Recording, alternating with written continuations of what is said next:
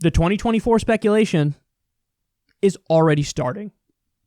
There are already polls on this question, and it's kind of amazing. So now we're going to look at the Republican side and see what's going on here. This is a poll from Ledger 360. Guess who's number one? Old Donnie Trump, already number one by quite a bit. 25% support Trump in 2024. 25% of Republican primary voters. 19% say Mitt Romney. 14% say Mike Pence. 9% say Nikki Haley. 8% say Ted Cruz. 8% John Kasich. 7% Marco Rubio. 5% Tucker Carlson. 5% Tucker Carlson. Mike Pompeo, 2%. Tim Scott, 2%. Rick Santorum. Rick Santorum, 1%. Or as I've been calling him recently, Cucktorum. Because he's on CNN and he's been just...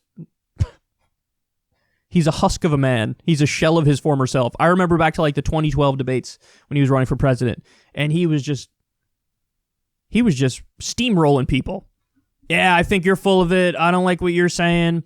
Yeah, I'm anti-abortion. Yeah, I want tax cuts. Like, he was just a hardcore conservative and loud and aggressive, and he would debate with people, and he wouldn't back down. And then now he's on CNN, and he's like, you know, Van Jones, I'd really appreciate it if maybe you would tell me that my commentary was okay, and I know that I'm not a bigot, I'm not a racist, so I'm going to defer to your wisdom, and if you say something, I'll say that's a decent point. He loves to do the thing where he, like, sort of defers up front to show everybody, like, oh, that's cool. I mean, they'll make some insane CNN, you know, corporate Democratic argument. He's like, wow, you know, I mean, I think you're I think that you're right when you say that. But I mean, here's the thing. I mean, the part where I disagree, there's a little part where I disagree. He does this all the time. That's why he's Cucktorum now. He's not Rick Santorum. He's a caged animal now on CNN, where he's just deferring to everybody around. Yeah, I mean, I guess you got a point there. Please like me.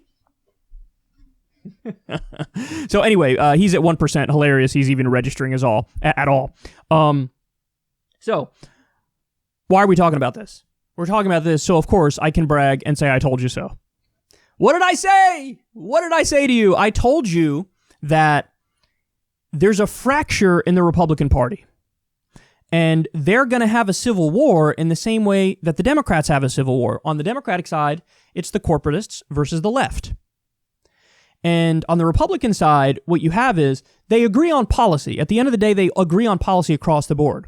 But there's a giant cultural divide now in the Republican Party. And that cultural divide is the Trumpists versus the elite establishment Republican types.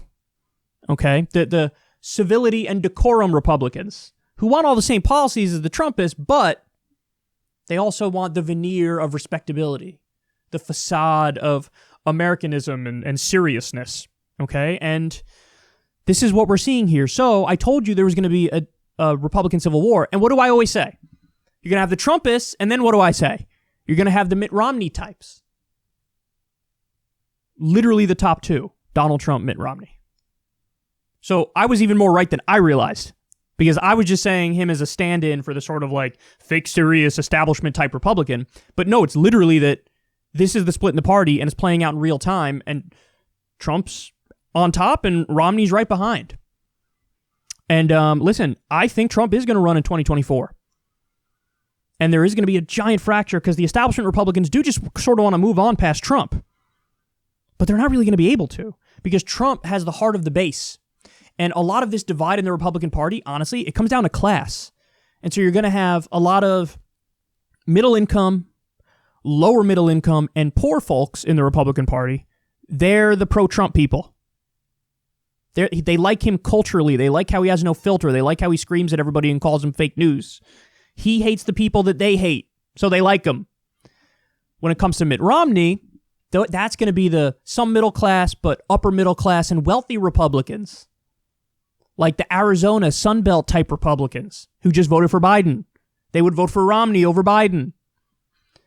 So there's a real divide now in the Republican Party, a deep cultural divide where they want to put the filter back on. They want to put the veneer of fake respectability back on. And so you're going to have that Republican Civil War. It's going to happen, and it's happening in real time right now.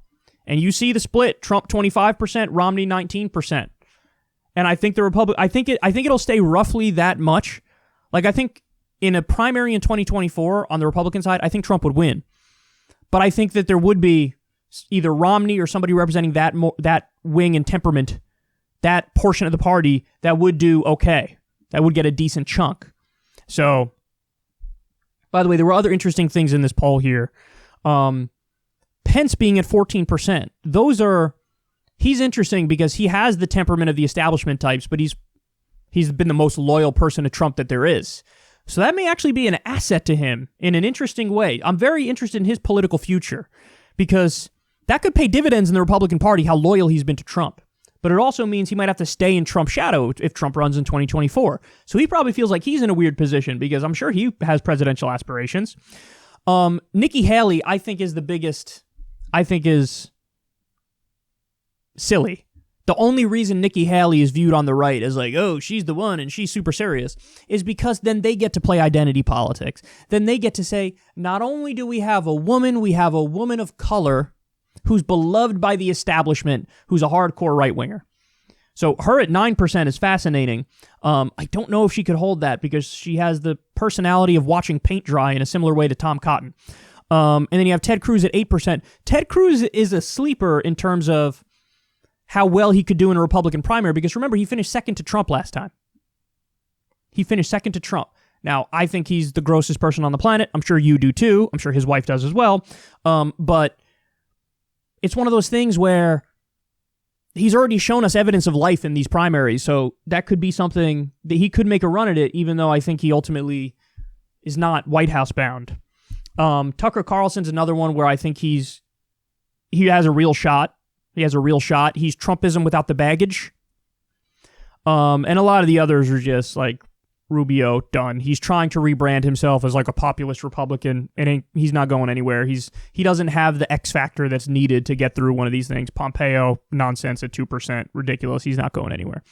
Tim Scott, no. Rick Santorum's going to continue cucking himself on CNN. So anyway, here we are. This is what we're looking at for 2024. And you're already starting to see the fracture. You're already starting to see the Republican Civil War. And listen, I can't wait to watch that play out.